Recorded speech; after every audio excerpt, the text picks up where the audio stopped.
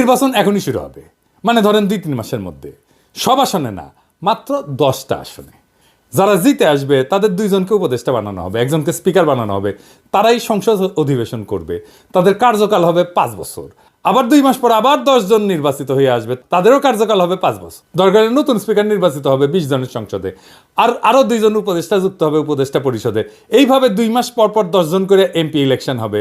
এমপিরা কিছু স্থানীয় কাজে যুক্ত হবেন, সচিবালয় সরকারি দপ্তরে ওভারসাইট করবেন, অধ্যাদেশগুলো যেগুলো করতেছে সেগুলো ভেটিং করবেন, তর্ক বিতর্ক করবেন, কোনো আইন প্রণয়ন করবেন না যতদিন না সংসদ পূর্ণাঙ্গ হয় বা কমপক্ষে 150টা আসন পূর্ণ হয়। এইভাবে প্রত্যেক 2 মাস পর পর উল্টা দিকে 5 বছর পর যাইয়া 2 মাস পর পর 10টা করে আসন খালি হবে, ফাঁকা হবে, সেই আসনে নির্বাচন হবে, তাই না? 5 বছর পরে এতে সুবিধা কি হবে?